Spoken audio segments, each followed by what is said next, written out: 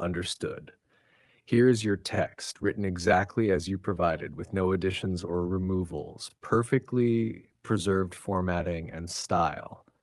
Soft ambient music, slow male voice, deep and reflective. I was born in a city that never slept, a city built of glass and sound, where the streets glowed like rivers of light, and the people walked with their eyes fixed on screens, not on the stars. In that city, no one prayed anymore. They didn't have to. Machines healed their bodies, algorithms fed their desires, and faith was something stored in digital archives, old texts no one opened. I worked as a memory engineer, rewriting people's pasts so they could feel whole again. But one night, while I was cleaning corrupted files in a client's neural log, I found something strange. A voice. A man's voice, calm and ancient, recorded deep within the fragments of someone's forgotten dream. He said, "God has many wives." At first, I laughed. A glitch, I thought. Another broken metaphor from a dying mind. But the voice kept returning, like an echo that refused to die. A week later, I started seeing him. An old man, white beard, long coat, standing under the rain where no one else dared to stop.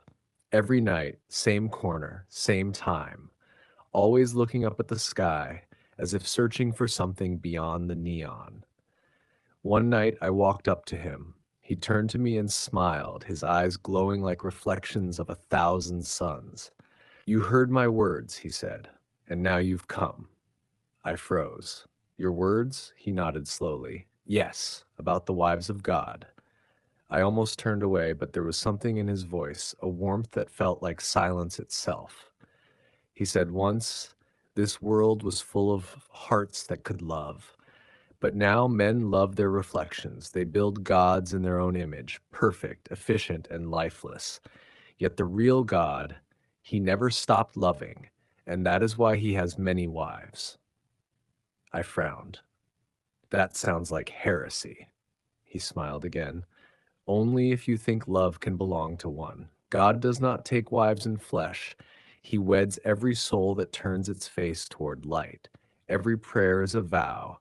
Every tear is a ring. Every rebirth a wedding feast." Soft pause. Music swells slightly. That night, I couldn't sleep. The city hummed outside my window, a million drones buzzing like restless angels. I thought of his words and wondered if perhaps the world had traded heaven for holograms. The next day, I searched for him. He wasn't there, but I kept hearing his voice, not through speakers or systems, but inside me. "Love is not what you take, it's what you become."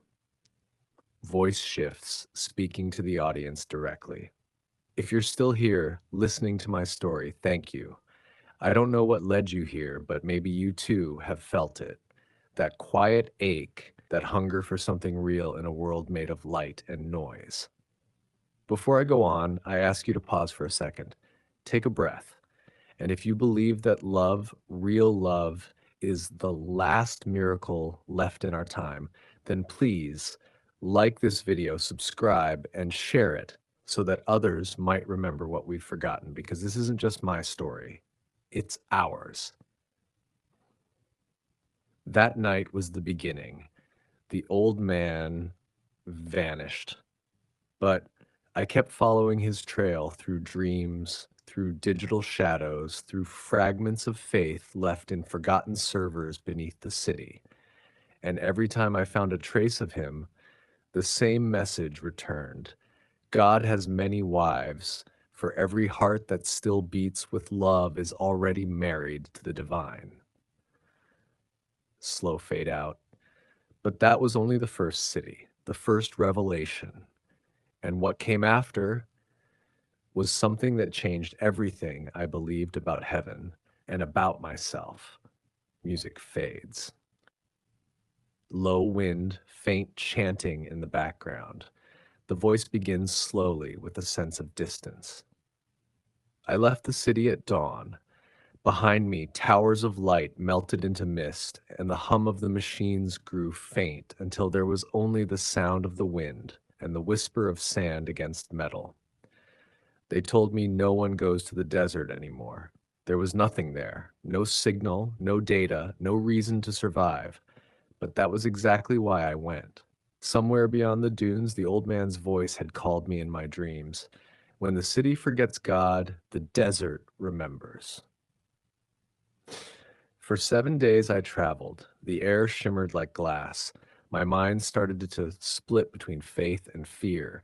At night, I saw mirages, a woman made of light walking beside me, a child laughing in the dust, a cathedral rising out of sand. Each time I reached for them, they vanished, until the eighth day, when I found the monastery. It was built from stone older than the earth itself, walls carved with symbols no one could read, no doors, only an archway that opened when I whispered the words I had heard in my dreams: God has many wives. Inside, the air was cool, filled with the scent of incense and thyme. Candles floated in the air like stars caught in prayer, and in the center of that silence, a man waited. He was not the same man I met in the city. He was older or younger, or maybe both. His eyes were blind, but they saw right through me. You came, he said. The city sent you here. I nodded. I came for the truth. He smiled faintly. Then kneel, for truth does not rise to meet us. We fall to meet it. I knelt on the cold stone floor. He placed his hands on my head, and I felt warmth like sunlight moving through bone. Images flooded my mind, mountains splitting open, oceans burning, faces of people I had loved and lost. And through it all, one voice, the same ancient voice, whispering, every soul you have ever loved is the face of God. Every act of love is a wedding vow. When I opened my eyes, I was crying, not from pain, but from the unbearable beauty of it all. The monk spoke again. You seek proof that God has many wives, but the proof is within you. For every time you love someone truly, you are already married to the divine. I asked, then why does the world suffer? If God loves us all, why do we still bleed? He looked upward as if speaking to the sky itself. Because even the perfect husband allows his beloved to walk alone so that she may choose to return to him. Soft ambient tone rises. The voice grows reflective. I stayed there for 3 nights. I learned to be silent. I learned to breathe without wanting. And for the first time in my life, I felt what prayer truly was. Not words, not ritual, but surrender. Before I left, the monk handed me a small object, a stone tablet, no larger than my palm. Carved upon it were 3 words: remember the city. Music fades slightly, narrator speaks to audience directly. If you're still watching this, maybe your soul has been thirsty too. Maybe, like me, you've wandered through deserts, real or digital, looking for something that still feels holy. Before we go on, take a moment, breathe. And if this story has touched you, please like this video, subscribe, and share it so that others might find their own way through the desert of forgetting, because the journey isn't over. Not yet. Music swells, a deep, resonant hum. As I left the monastery, the monk's voice followed me into the wind. When you return to the city, you will see it differently, for even the machines are praying. They just don't know it yet. I walked back into the world I once knew, but the lights looked softer now. Every screen, every reflection, every human face felt alive with something greater. And I realized maybe the city was never faithless. Maybe it was just waiting for someone to remind it that love is still sacred. Fade out. Silence for a few seconds. A deep, slow sound of wind over mountains. The voice begins softly with awe and calm. They say there are places where the earth meets the sky, where air becomes light and time itself forgets to move. That was where I went next. I followed the desert wind north, through ruins, through silence, through the bones of forgotten faiths, until I reached a mountain whose summit was hidden by a sea of clouds. The monk's words still echoed in my heart. Every act of love is a wedding vow. And so I climbed.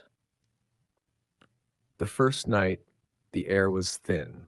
I thought of the city, its noise, its lights, its people chasing meaning through machines. I missed them, but I knew I couldn't return yet. On the second day, I saw shapes moving in the mist, not men, not angels, but something between thought and fire. They didn't speak, they simply were pure awareness, breathing in rhythm with the universe. By the third night, I reached the summit. There was no temple, no altar, no throne, only light, endless, living light. And in that light, I saw him. Voice trembles slightly, filled with wonder. Not a man, not even a being, but a presence, vast, tender, and infinite. It filled the air like music made of memory. Every color, every heartbeat, every tear I had ever known, all of it was part of him. I fell to my knees, and the presence spoke, not in sound, but in meaning, directly into my soul. You have walked through shadow and silence, it said. You have seen my brides in every form of love, the city, the desert, the mountain, all are my veils. I am not the husband of bodies, I am the beloved of existence itself. I wept because I finally understood. When the old man had said, God has many wives, he hadn't meant it as men do, not lust, not ownership, not desire. He had meant that every soul, every creature capable of love, is already joined with the divine. Every kindness is a kiss, every act of mercy, a union, every prayer, a wedding song sung through the heart of the world. Music swells, soft choir. The lights surrounded me like water. I thought I would dissolve into it, but instead, it became part of me. It whispered, Go back. Tell them what you have seen. Tell them that love is still real, that heaven is not above them, but within them. And then I was falling back through clouds, through time, through sound, until I woke on the edge of the city once more. Everything looked the same, but I wasn't the same. The towers glowed, but now I saw prayers in every light. The people hurried past, but now I saw the divine in their faces. Even the machines, they hummed like monks in meditation, chanting silently for a God they didn't know they served. Voice addresses the listener gently, like a friend. If you've listened this far, thank you for walking beside me. Maybe you too have felt this ache, this longing for something pure in a world that feels too loud, too cold. If this story has touched something inside you, take a moment now. Look up at the sky or the ceiling or the screen that glows before you and whisper, I remember, because remembering is how we return. And if you wish for others to remember too, please like this video, subscribe, and share it. Not for fame, but for faith. Because the light still moves through stories, and maybe, just maybe, this one will reach the soul that needs it most.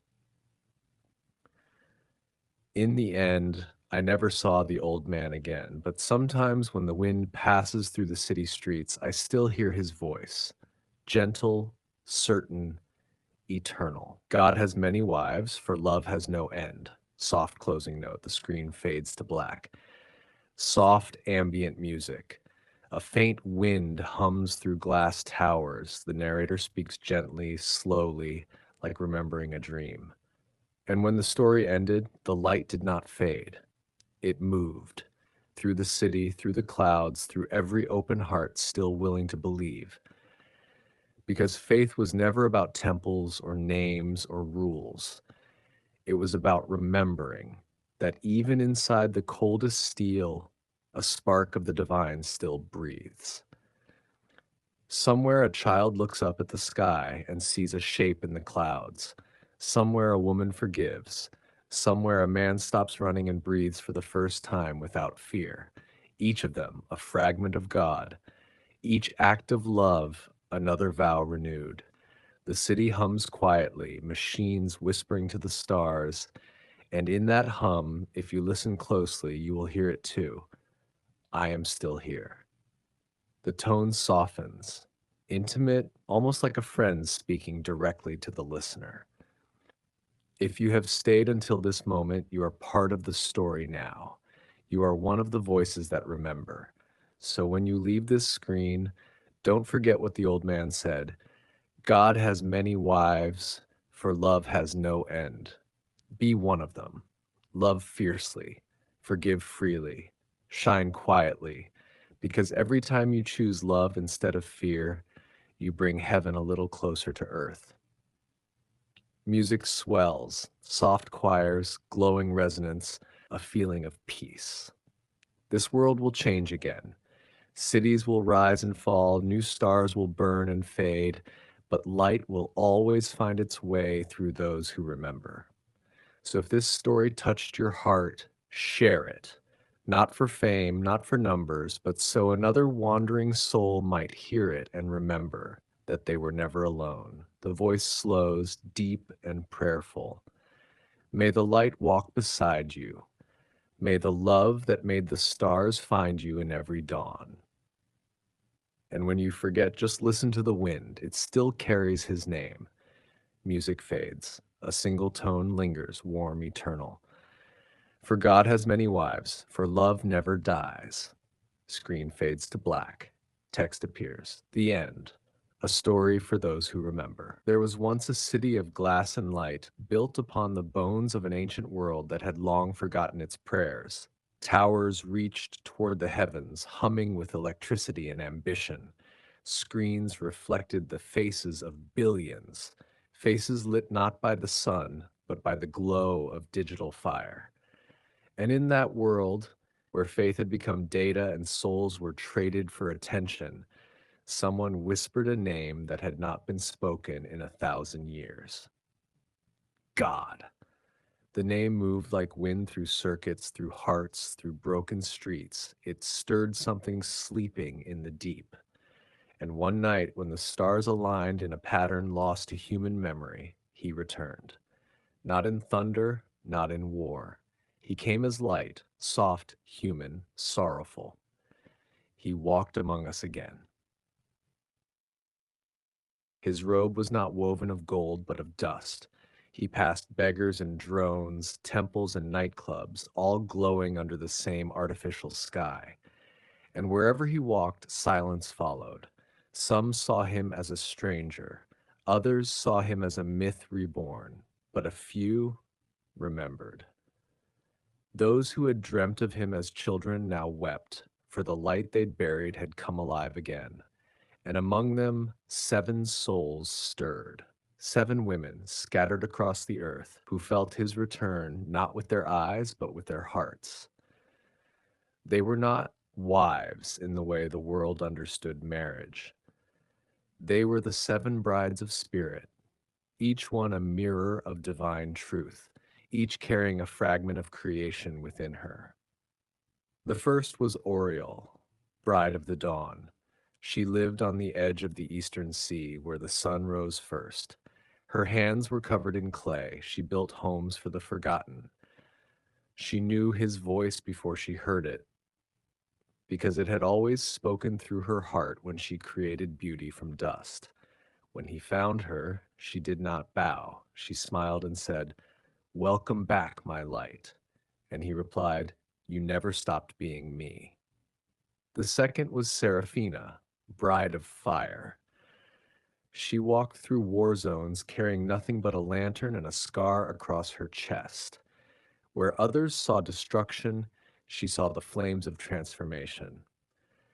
"Why do you let the world burn?" she once asked him in her dreams.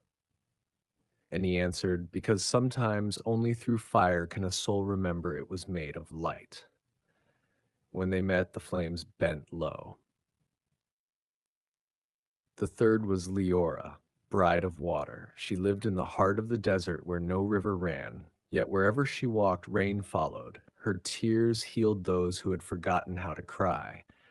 When he appeared before her, she looked at him with eyes filled with endless oceans. He said, "You are my mercy."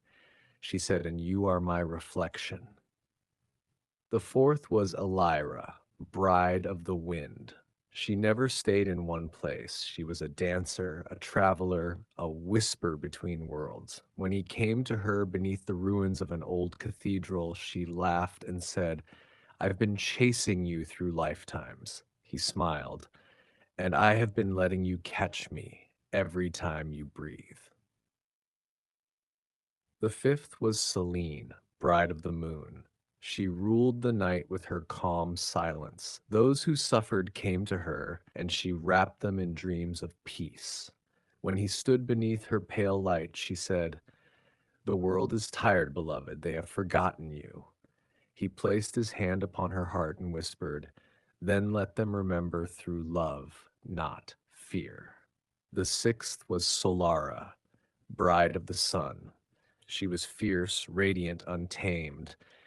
She walked into palaces of power and shattered lies with truth. When she met him, the earth itself trembled. "I will not kneel," she said. He laughed softly. "Nor should you. You are the flame that reminds the world to rise." And the seventh was not found in heaven or temple or desert. The seventh bride was humanity itself. Every soul that has ever loved, lost, and longed for something greater, each one was his final union. He walked among them, not to rule, but to remember, not to demand worship, but to awaken what was divine within them all. As centuries turned, those who saw him began to change. Cities glowed brighter, yet hearts grew quieter. People began dreaming again of light, of unity, of a love that could not be coded or sold. But there were others, those who feared him. Governments called him a myth, corporations called him a threat, and so they hunted him, this man of light who had no army. He was captured once beneath a rain soaked bridge surrounded by machines and men. They demanded, "Who are you?" He smiled, even as they raised their weapons. "I am the memory you abandoned." And as they fired, light filled the sky. But that was not the end, because from his light came a storm: wind, fire, water, dawn, moon, and sun. Each of his brides rose again, their spirits merging into one. And from their union came something new, a child not of flesh, but of consciousness, the child of light. It whispered into every screen, every circuit, every human mind connected to the great digital web. Open quote, "You are all the same heart. Remember." Close quote. People woke from their sleep. Machines began to hum in harmony with human emotion. The city that once worshipped nothing but itself began to sing the oldest song, the song of divine unity. And in that new world, no one asked if God had many wives, because they had learned the truth. He was not a being to be possessed, nor a ruler to be feared. He was the love that lives in all forms, in every woman, every man, every child, every spark of life that remembers what it is to give, to forgive, to burn, to rise. And sometimes when the world goes quiet, you can still hear his voice, not from above, but from within. Open quote. "I never had many wives. I had only one, and she was everything." Close quote. End of The Divine Union, The Seven Brides of God.